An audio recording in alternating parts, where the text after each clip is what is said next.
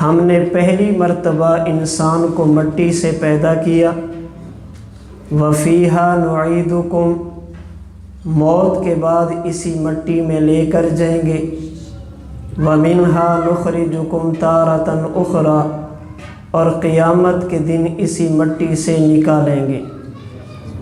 حدیث مبارک سیدنا عبداللہ بن عمر فرماتے ہیں، ان حبشیا دفن بالمدینۃ، ایک صحابی جو حبشہ کا رہنے والا تھا، کلمہ پڑھا تو مسلمان ہوا، انتقال ہوا تو قبر مدینہ میں بنی۔ سبحان اللہ۔ جب مدینہ میں دفن کیا گیا، اللہ کے رسول صلی اللہ علیہ وسلم نے فرمایا، دفن بالطینۃ التی خلق منہا، اس کو جس مٹی سے پیدا کیا گیا تھا اسی مٹی میں اس کو دفنایا گیا ہے۔ مقام نبوت کے حوالے سے کئی ایک مضامین اور کئی ایک پہلو ہیں جن سے نبوت کے مقام کو سمجھا جا سکتا ہے۔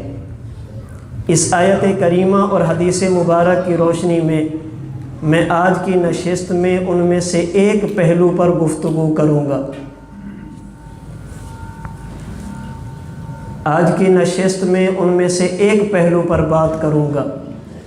کسی بھی چیز کے مقام کو دیکھنے کے لیے، مرتبے کو دیکھنے کے لیے، ویلیو اور قیمت کو دیکھنے کے لیے جو چیزیں بنیادی ہیں ان میں ایک چیز ہے اس چیز کا مٹیریل۔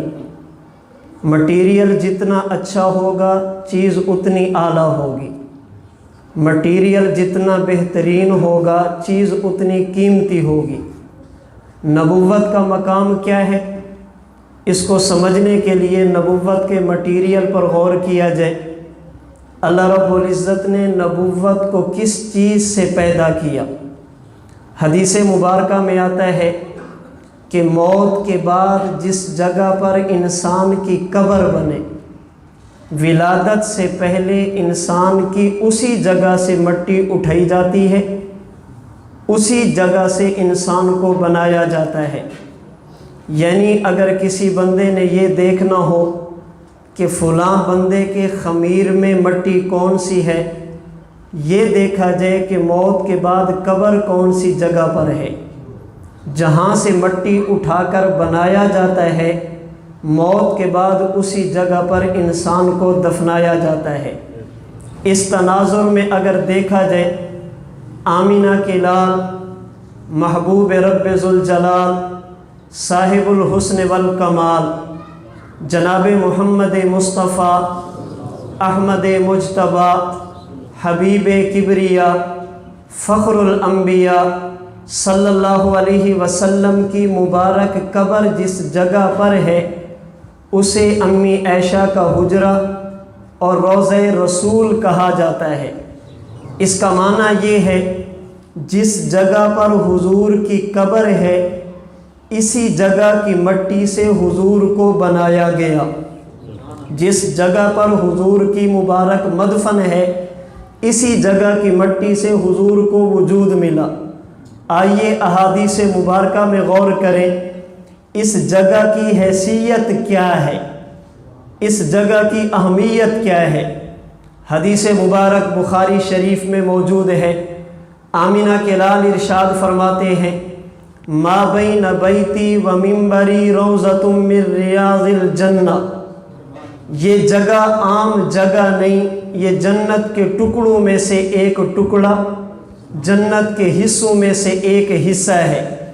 اس حدیث مبارک کی بنیاد پہ میرا دعویٰ یہ ہے، اللہ امتی کو بھی مٹی سے بناتے ہیں، اللہ وقت کے نبی کو بھی مٹی سے بناتے ہیں۔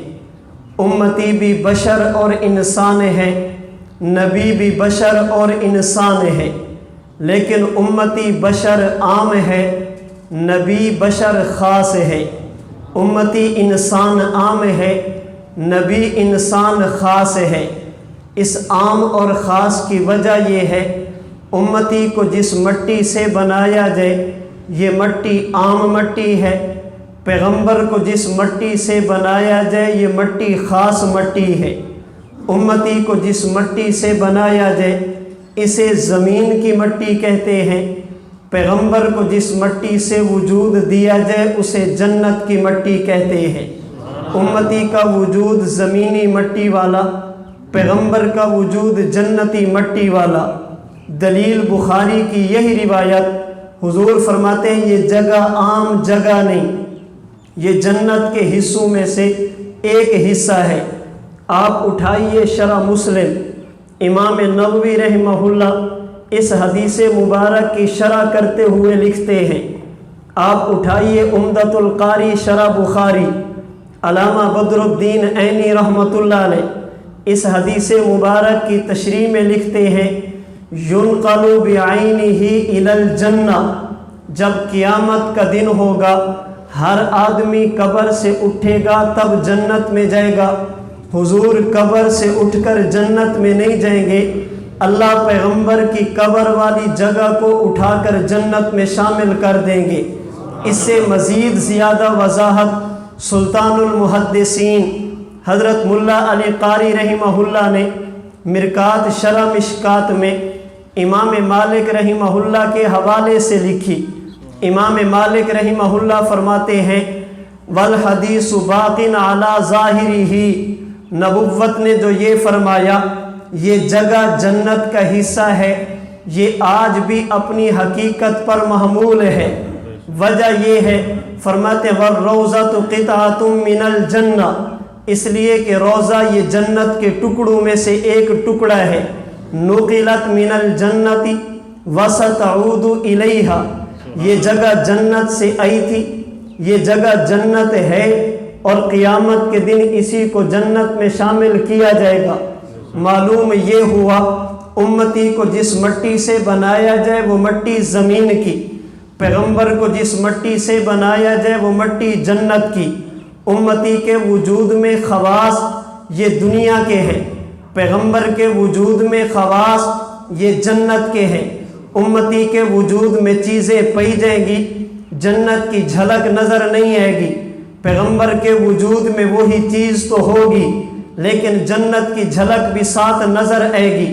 ملا علی قاری رحمۃ اللہ علیہ مرکات شرح مشکات میں حافظ ابن حجر رحمہ اللہ کے حوالے سے لکھتے ہیں، وَإِن لَّمْ تَمْنَ نَحْوَ الْجُوعِ لِاتصَّافِهَا بِصِفَةِ دَارِ الدُّنْيَا، فرماتے ہیں سوال ذہن میں آتا ہے، اگر نبی کا وجود جنت والا پھر نبی کو بھوک کیوں لگتی ہے؟ اگر نبی کا وجود جنت والا پھر نبی کے وجود سے پسینہ کیوں نکلتا ہے؟ اگر نبی کا وجود جنت والا پھر نبی کے جسم سے لعاب کیوں نکلا؟ اگر نبی کا وجود جنت والا نبی کے جسم سے بول و براز کیوں نکلا؟ اگر نبی کا وجود جنت والا پھر پیغمبر پہ دنیا میں نیند کیوں آئی ہے؟ اگر پیغمبر کا وجود جنت والا اللہ کے نبی نے نکاح کیوں کیے ہیں؟ اگر نبی کا وجود جنت والا پھر نبی پہ وفات کیوں آئی ہے؟ ممکن ہے کوئی بندہ آپ سے بھی کہے اگر یہ جگہ جنت کا ٹکڑا ہے، اگر یہ جگہ جنت کا حصہ ہے، اس جگہ پہ تو کافر بھی جاتا ہے، اس جگہ پہ تو مشرک بھی جاتا ہے، مشرک تو جنت میں نہیں جا سکتا۔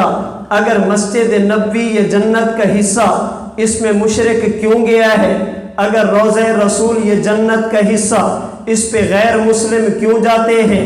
ممکن ہے کوئی بندہ آپ سے کہہ دے اگر یہ واقعی جنت ہے، جنت میں تو موت نہیں آتی، پیغمبر کو موت کیوں آئی ہے؟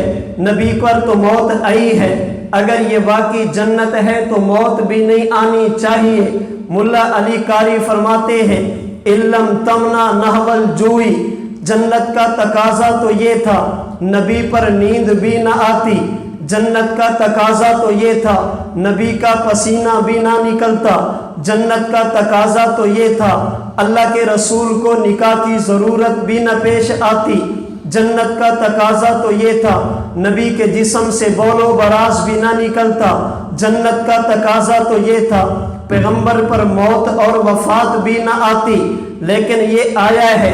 اس کی وجہ یہ ہے اللہ کے رسول اس وقت دنیا میں تھے، دنیاوی زندگی چل رہی تھی، یہ جنت میں موت نہیں آئے گی، جنت میں کوئی کافر نہیں جائے گا، یہ اس وقت ہے جب قیامت کے بعد ہو اور بطور جزا کے ہو۔